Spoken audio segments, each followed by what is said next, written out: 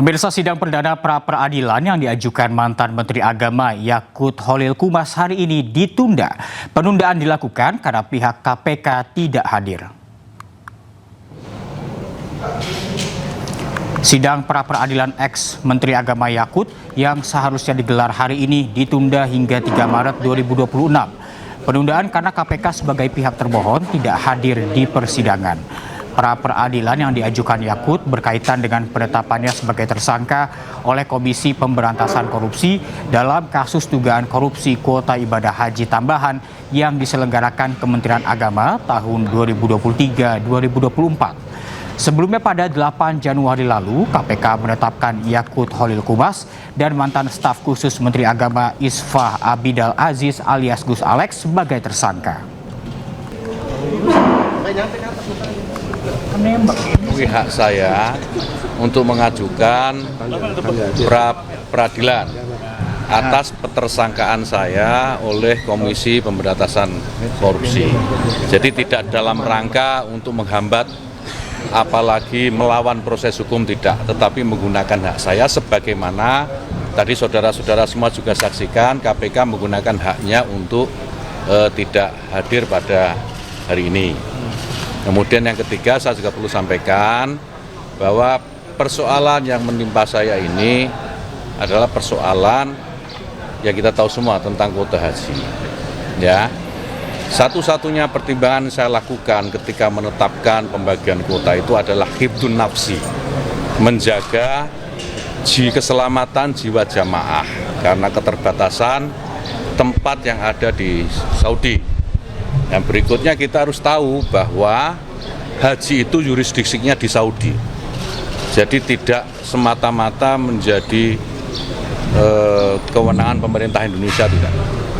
Yurisdiksinya ada di sana. Kita terikat dengan peraturan-peraturan yang ada di Saudi, termasuk pembagian. Badan Penyelenggara Jaminan Produk Halal menjawab polemik pelonggaran sertifikasi halal barang Amerika Serikat yang masuk ke Indonesia dalam perjanjian dagang resiprokal Indonesia dan Amerika Serikat. Haikal Hasan membantah isu tersebut dan memastikan barang yang masuk telah mendapat sertifikasi halal dari otoritas halal di Amerika.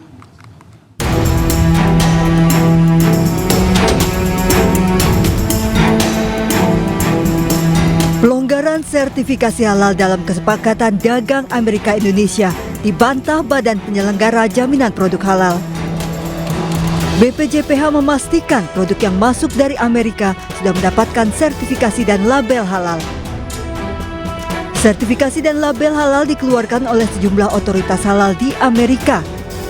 Di antaranya Islamic Food and Nutrition Council of America dan Islamic Services of America. Standar halal yang digunakan otoritas halal di Amerika sama dengan negara lain termasuk Indonesia. Halal yang ada di Amerika sesuai dengan standar internasional dan kita juga sesuai dengan standar internasional. Payungnya itu adalah Organisasi Konferensi Islam. Di dalam Organisasi Konferensi Islam ada yang namanya SMIC. SMIC ini standar untuk termasuk diantaranya halal. Meteorologi ya sebenarnya. Itu termasuk diantaranya itu halal. Kita bagian dari SMIC. Amerika bagian dari SMIC.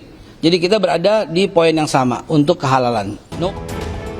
BPJPH mengaku sudah mendatangi seluruh lembaga otorisasi halal di Amerika dan mengaudit serta melihat langsung didampingi asesor.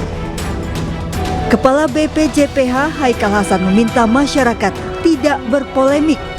Jika memang tidak menemukan label halal pada produk, maka sebaiknya tidak digunakan. Dari Jakarta, Tim Liputan iNews melaporkan. Lapangan padel baru tidak lagi diizinkan berdiri di zona perumahan dan wajib memenuhi ketentuan perizinan pemerintah Provinsi DKI Jakarta. Selengkapnya usai jeda.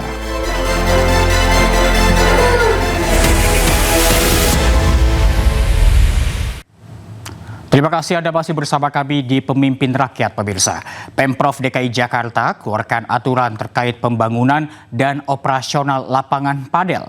Lapangan baru tidak lagi diizinkan berdiri di zona perumahan dan wajib memenuhi ketentuan perizinan. Dan pemirsa, informasi ini sekaligus menutup Pemimpin Rakyat hari ini. Temukan informasi-informasi terbaru lainnya di www.inews.id. Dan cuplikan tayangan berita iNews dapat Anda saksikan di kanal YouTube @official_inews. Saya Reza Siregar dan kerabat kerja yang bertugas pamit undur diri. Pemimpin Rakyat, pemimpin beraksi, rakyat awasi. Terima kasih. Sampai jumpa.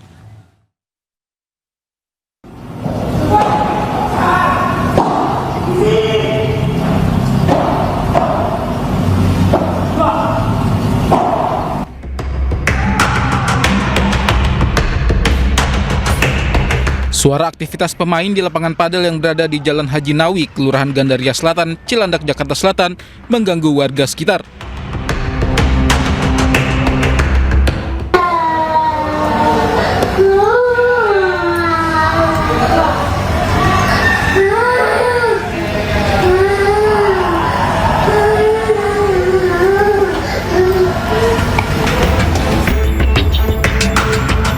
Warga mengaku terganggu lantaran suara berisik dari lapangan padel yang letaknya di tengah pemukiman terjadi sepanjang hari, dari pagi hingga larut malam.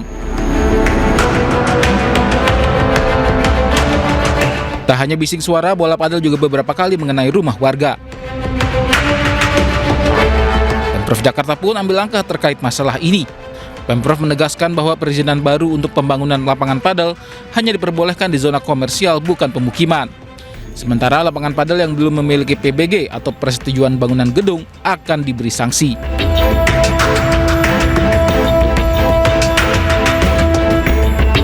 Jadi secara khusus saya sudah meminta kepada dinas terkait yang melakukan pengawasan di lapangan urusan padel ini. Besok hari Senin atau Selasa kami akan segera memutuskan bagi lapangan padel yang mengganggu ketertiban umum dan kemudian tidak mendapatkan persetujuan warga setempat dan kemudian juga izinnya tidak lengkap, maka pemerintah DKI Jakarta akan mengambil langkah. Kedepan setiap pembangunan lapangan padel baru wajib mendapatkan persetujuan izin teknis awal dari Dinas Pemuda dan Olahraga sebagai acuan. Pemprov Jakarta berupaya menyeimbangkan antara antusiasme masyarakat terhadap olahraga padel dan ketertiban tata ruang serta kenyamanan lingkungan. Dari Jakarta, Berliana Mileni, Sutrisno Fihir, iNews melaporkan.